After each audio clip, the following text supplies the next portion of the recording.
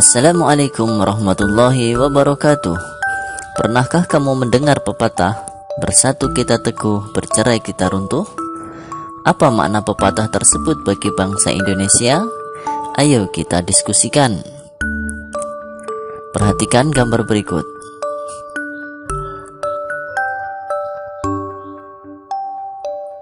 Selanjutnya, simaklah uraian berikut.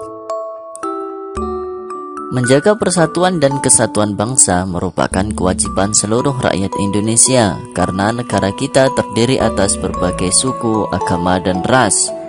Persatuan dan kesatuan merupakan hal yang sangat penting, baik dalam rangka merebut, mempertahankan, maupun mengisi kemerdekaan.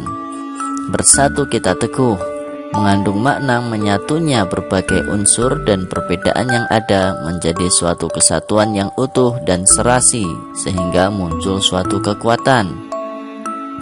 Bangsa Indonesia telah membuktikan bahwa dengan persatuan dan kesatuan kita mampu menghadapi penjajah dan akhirnya meraih kemerdekaan.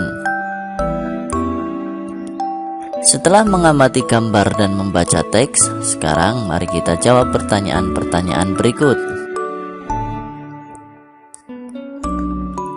Apa makna bersatu kita teguh seperti yang dikatakan Edo di atas?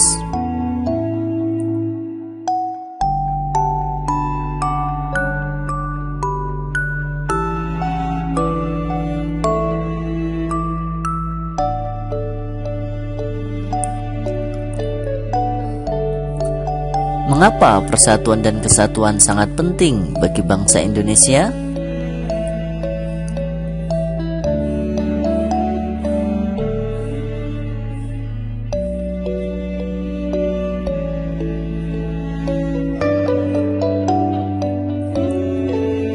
Berikan 3 contoh sikap yang mencerminkan persatuan dan kesatuan dalam kehidupan sehari-hari.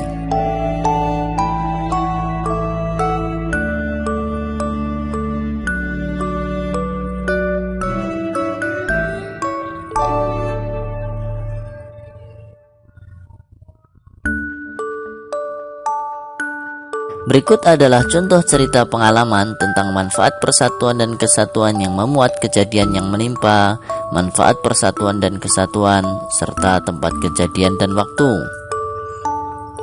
Tanggal 16 Agustus tahun 2019 bertempat di Yogyakarta, tepatnya di wilayah Kayen Raya, diadakan perlombaan Hari Kemerdekaan Indonesia, yakni Panjat Pinang.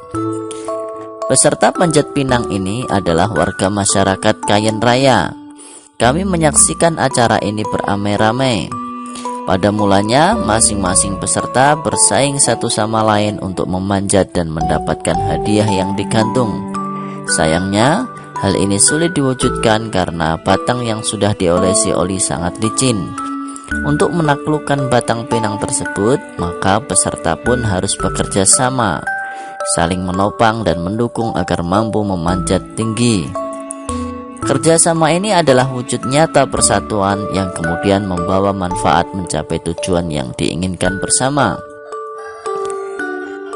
Bacaan ini mengandung kejadian, yaitu kejadian lomba panjat pinang. Kemudian tempatnya adalah di Yogyakarta, yaitu di wilayah Kayen Raya, pada tanggal 16 Agustus tahun 2019, serta manfaat yang didapatkan dari persatuan dan kesatuan yaitu bisa menaklukkan batang pinang tersebut sehingga bisa mencapai tujuan yang diinginkan bersama.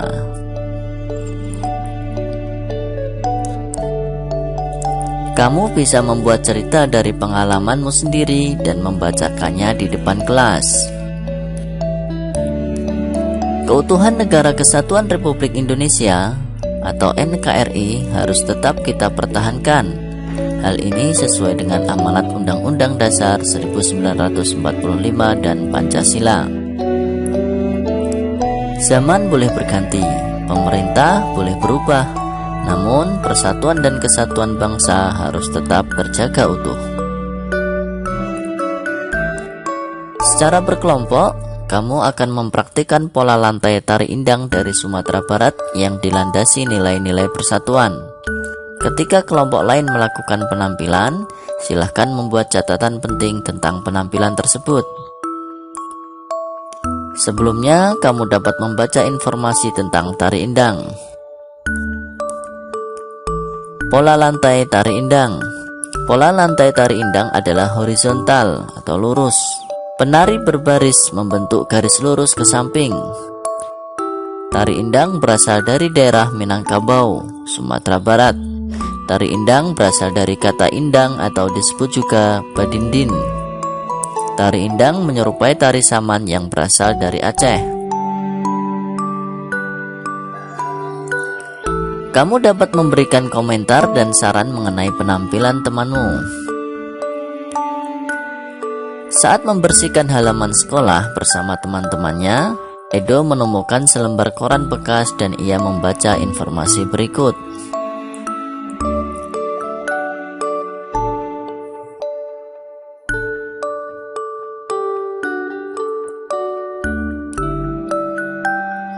Edo kemudian mendiskusikan pengumuman tersebut dengan Dayu. Mereka mencoba membahasnya, apa yang dimaksud dengan 30%. Untuk memahaminya, kamu harus paham dulu apa itu persen. Persen adalah angka dalam bentuk perbandingan atau juga rasio yang digunakan untuk menyatakan pecahan dari 100. Persentase dilambangkan dengan tanda persen.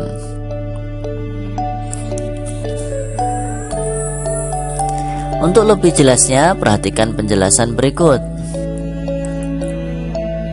Berikut ada 100 kotak. 1, 2, 3, 4, 5, 6, 7, 8, 9, 10. 1, 2, 3, 4, 5, 6, 7, 8, 9, 10. 10 baris horizontal dan 10 baris vertikal. Jadi kotak keseluruhan jumlahnya 100. Sekarang kita hitung kotak yang berwarna biru.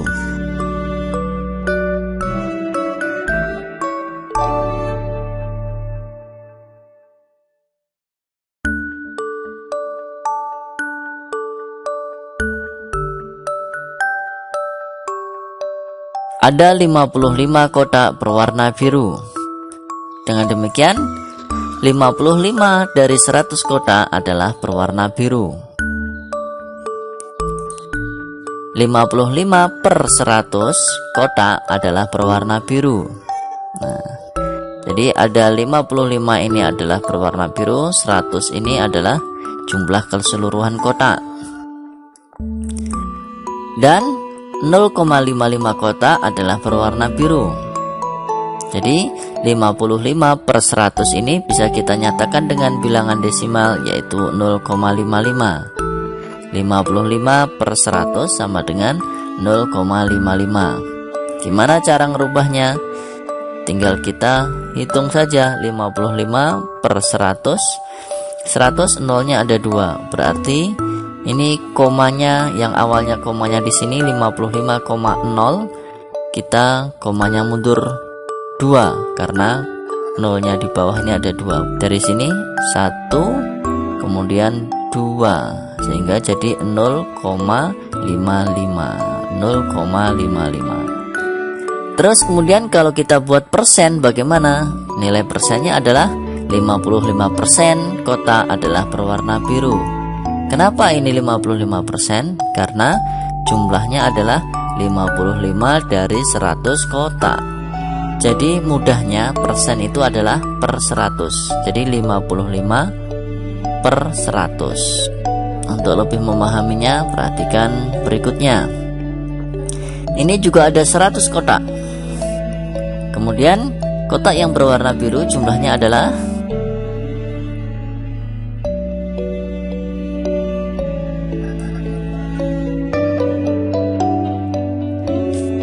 ada 35 kotak berwarna biru. Maka dapat dikatakan 35 dari 100 kotak adalah berwarna biru. Bisa juga dinyatakan 35 per 100 kotak adalah berwarna biru. Bisa juga dinyatakan 0,35 kotak berwarna biru. Dan 35% kotak adalah berwarna biru. Jadi 35/100 sama. Seperti itu ya.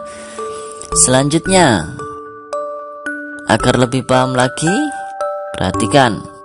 Di sini ada kotak, tapi jumlah keseluruhan kotak tidak sampai 100, yaitu ada 1 2 3 4 1 2 3 4 5 6 7 8 9 10. 4 kali 10 40. Jadi ada 40 kotak di sini. Nah, dari ke-40 kotak ini, kotak yang berwarna biru adalah 1 2 3 4 5 6 7 8 9 10 11 12. Ada 12 kotak berwarna biru. Jadi bisa diartikan bahwa 12 dari 40 kotak adalah berwarna biru.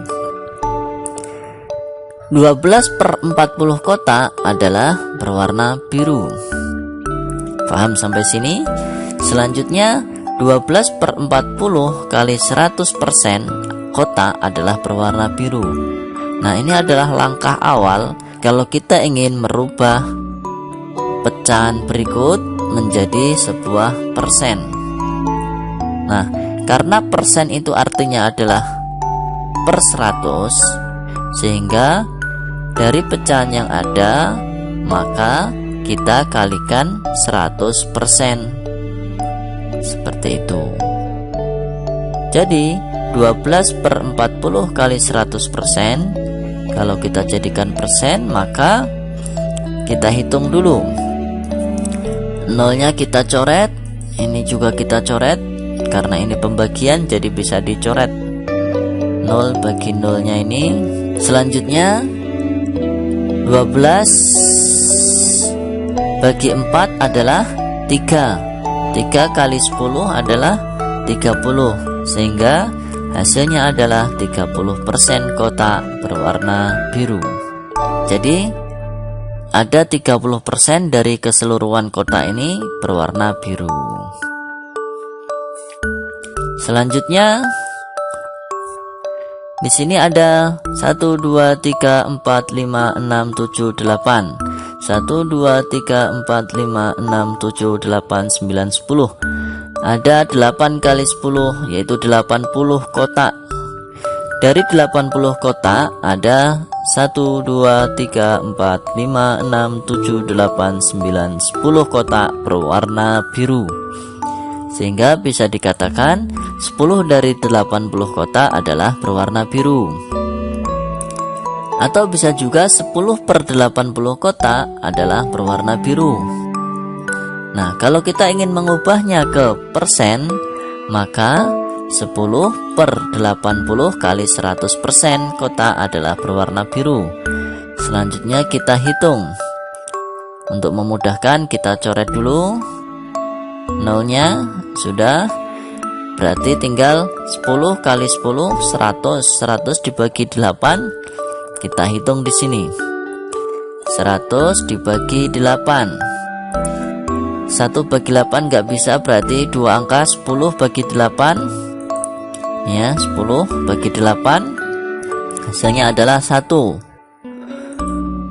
1 kali 8 hasilnya adalah 8. Kita kurangi 10 kurangi 8, 2. Nolnya turun. 20 dibagi 8 hasilnya 2. 2 kali 8 hasilnya 16. 20 dikurangi 16 sisa 4. 4 dibagi 8 tidak bisa. Karena tidak bisa maka kita tambahkan 0. Karena ini ditambahkan 0 maka kita kasih koma. Selanjutnya 40 dibagi 8 hasilnya adalah 5. 5 kali 8 sama dengan 40. 40 dikurangi 40, 0. Karena ini sudah 0 maka sudah selesai. Hasilnya adalah 12,5. Sehingga 10/80 itu sama dengan 12,5% kotak adalah berwarna biru. Nah, Ini adalah sejumlah 12,5% dari keseluruhan kota. Selanjutnya kita coba menyelesaikan soal cerita. 97% air bumi adalah air asin. Berapa persen air tawar yang ada di bumi? Jadi pada soal ini kita anggap bahwa hanya ada dua jenis air, yaitu air asin dan air tawar. Nah, seluruh jumlah air yang ada di bumi itu berarti 100%. Sedangkan yang 97% itu adalah air asin. Berarti sisanya adalah air tawar. Gimana cara ngitungnya? Maka kita cari dulu yang diketahui. Diketahui adalah air asin sebanyak 97%. Selanjutnya yang ditanyakan, berapa persen air tawar yang ada di bumi? Maka jawabannya adalah persen air tawar sama dengan jumlah keseluruhan air dikurangi air asin. Jumlah keseluruhan air adalah 100% dikurangi persentase air asin, sehingga sama dengan 100% dikurangi air asinnya 97%. Selanjutnya 100 dikurangi 97 berapa? Coba kita hitung sebelah sini. 100 dikurangi 97. 0 kurangi 7 tidak bisa. Maka kita pinjam ke sebelah sini. Nah, sebelah sini ini ternyata 0 juga. Maka ini tidak bisa dipinjam, maka dia harus pinjam lagi ke sebelah kirinya. Nah, ini 1, maka dipinjamkan ke sebelah kanannya.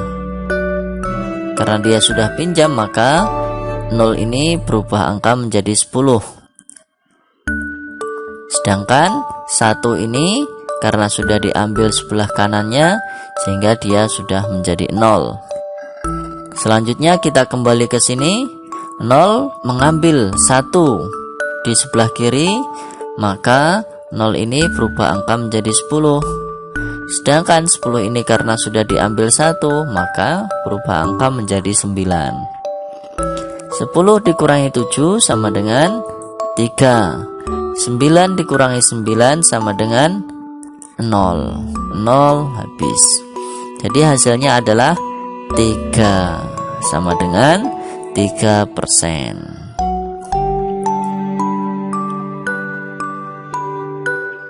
Seperti itu. Selanjutnya, Santi membeli buku di toko diskon. Harga satu paket buku adalah 400.000.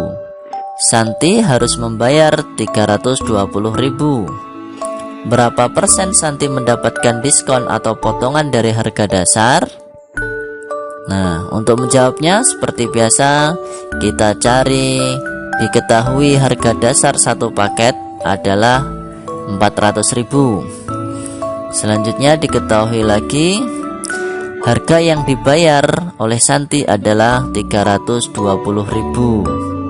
Nih. Selanjutnya yang ditanyakan, berapa persen Santi mendapat diskon dari harga dasar? Nah, untuk mengetahui itu jawabannya adalah persentase diskon. Nah, yang ditanyakan diskonnya kan, persen diskon. Berarti persentase diskon sama dengan diskon per harga dasar kali 100%. Jadi persen diskon itu berarti diskon per harga dasar kali 100%. Sama dengan diskonnya berapa? Diskonnya kan belum ada di sini. Untuk mengetahui diskonnya, maka diskonnya adalah harga dasar dikurangi harga yang dibayar per harga dasar kali 100%. Jadi untuk mencari diskon adalah dengan cara harga dasar dikurangi harga yang dibayar. Jadi sama dengan harga dasarnya berapa? 400.000 dikurangi 320.000 dibagi 400.000 kali 100. Sekarang kita kurangi. 400.000 dikurangi 320.000. Untuk memudahkan, nolnya kita simpan, sama-sama kita simpan 40 di sini, berarti tinggal 40 dikurangi 32. 40 dikurangi 32 sama dengan 8. Berarti 8 ditambah dengan 0 yang disimpan 4 sama dengan 80.000. Jadi sama dengan 80.000 dibagi 400.000 kali 100%. Selanjutnya kita hitung ini. Untuk memudahkan, kita hilangkan dulu nolnya, karena ini pembagian dan perkalian bisa kita coret. Ini kita coret, kemudian ini kita coret, selanjutnya ini kita coret, dan sisa 1 kita coret. Sudah, berarti tinggal 80 dibagi 4. Untuk mempermudah ngitung, maka kita simpan dulu nolnya ini, sisa 8 bagi 4. 8 bagi 4 sama dengan 2. 2 tambah 0 yang disimpan sama dengan 20. Jadi hasilnya adalah 20%.